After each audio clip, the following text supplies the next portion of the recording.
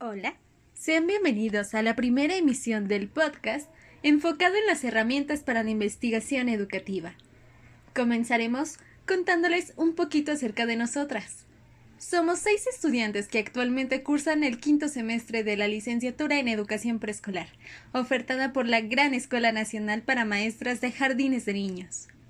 El día de hoy hablaremos acerca del capítulo 9, Recolección de datos cuantitativos, del libro Metodología de la Investigación, del que son autores los doctores Hernández Roberto, Fernández Carlos y Baptista María.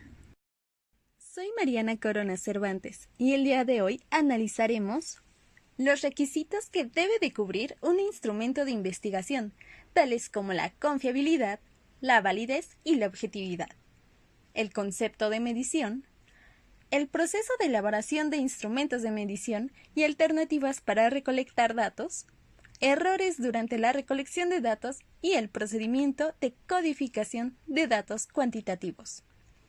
Pero antes, ¿qué implica la etapa de recolección de datos? Ya que seleccionamos un diseño de investigación, tomamos una muestra probabilística o no probabilística y de acuerdo con nuestro problema de estudio e hipótesis, lo siguiente será recolectar datos sobre los atributos, conceptos o variables. Ahora bien, recolectar datos implica elaborar un plan muy detallado de procedimientos que nos conduzcan a reunir datos con un propósito en específico. Para esto hay que definir 4 puntos. Punto A. ¿De dónde obtendremos los datos? Punto B. ¿En dónde se localizan nuestras fuentes? Punto C. ¿Cuál es el método para recolectar datos? Punto D.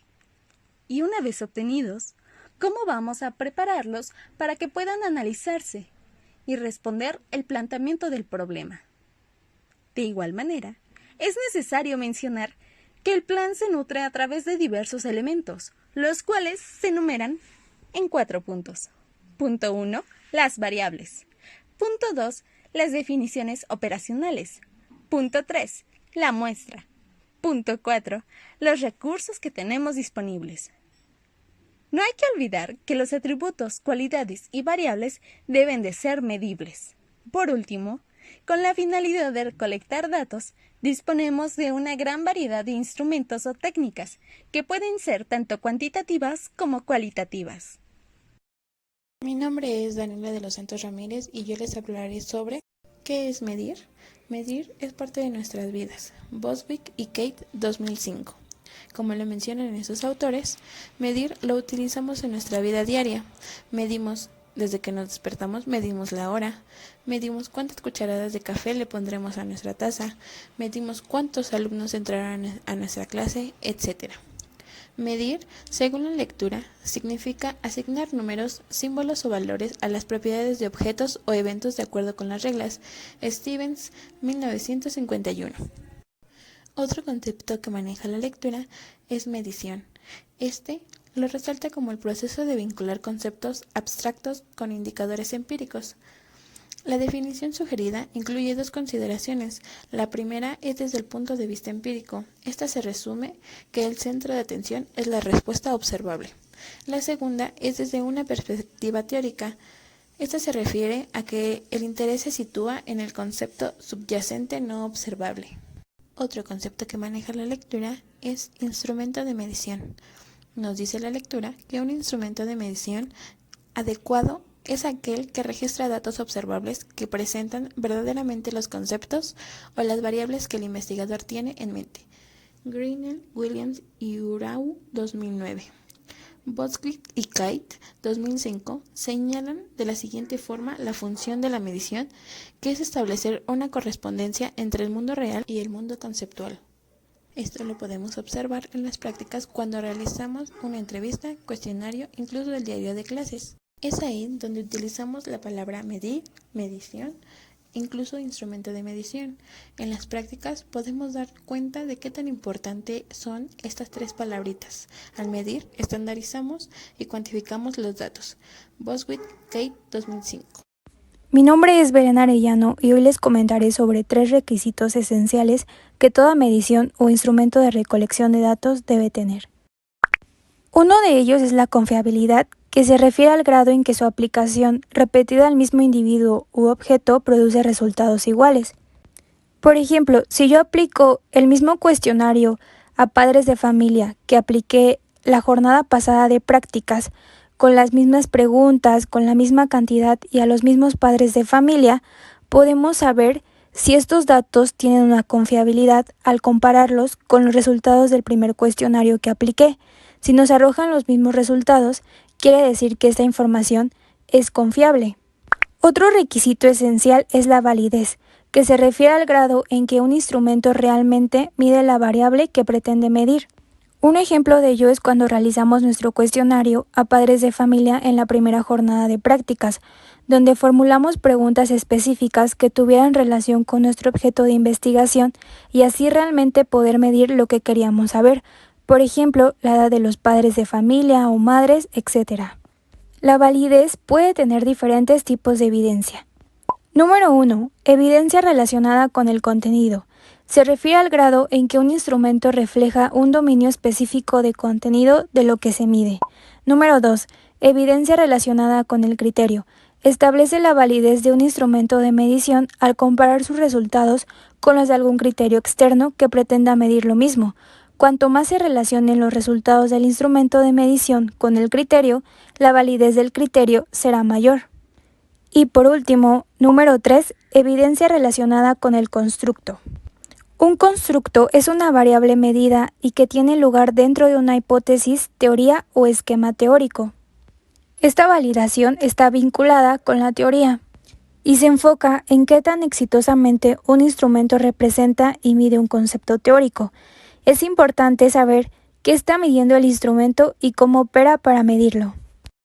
Mi nombre es Alejandra Juárez. Vamos a hablar sobre la validez total.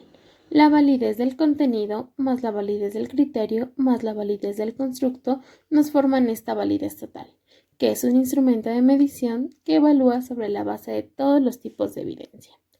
Existe la relación entre la confiabilidad y la validez, pero estas no se asumen, esas se tienen que probar. Para ello, es necesario que un instrumento de medición demuestre ser confiable y válido.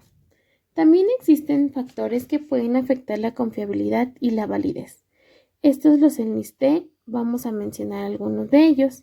Como primer lugar se ocupa la improvisación, ya que algunas personas toman muy a la ligera lo que es la elaboración de esos instrumentos y solo generan instrumentos poco válidos y confiables. La segunda es el instrumento desarrollado en el extranjero, ya que no están válidos en nuestro contexto por el diferente tiempo y la cultura. Como tercero es el instrumento inadecuado para las personas a quien se aplican. Esto no es empático, ya que no toman en cuenta la edad, género, conocimientos, entre otros.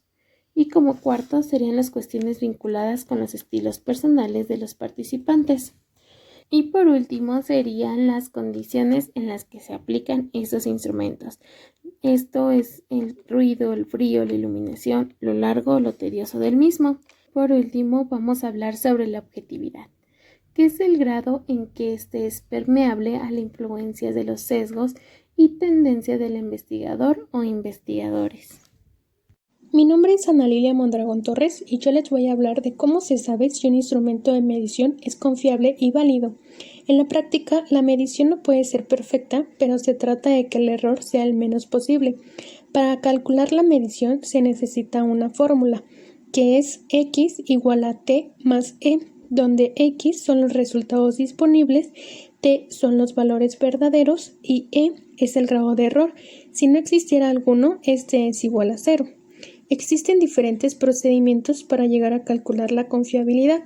La mayoría se llegan a situar entre 0 y 1, donde 0 es la nula confiabilidad y 1 es el máximo de confiabilidad. Existen 4 tipos de procedimientos. 1. Medida de estabilidad. 2. Método de formas alternativas o paralelas.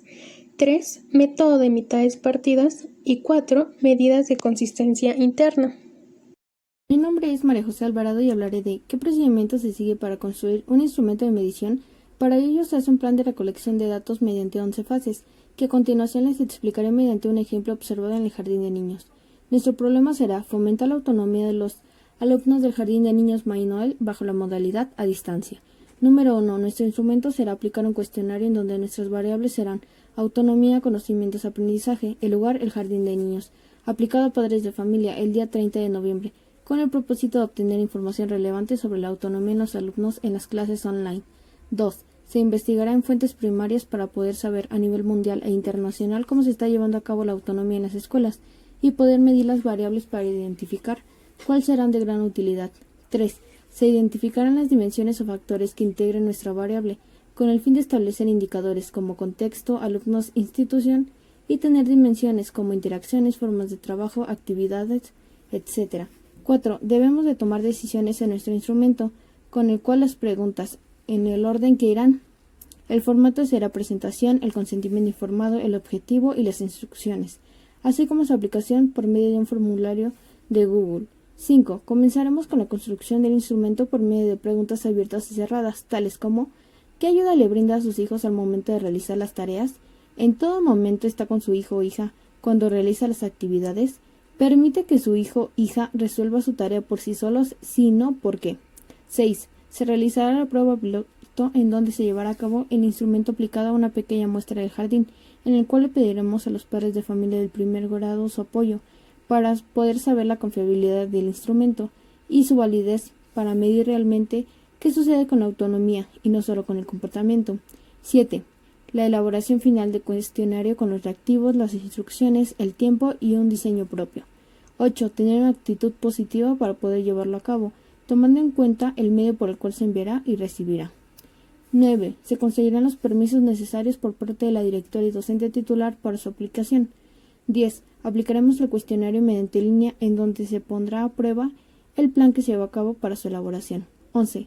Prepararemos los datos para su análisis, haciendo categorías, observando la información que nos ayude a la investigación y poder realizar el protocolo de investigación.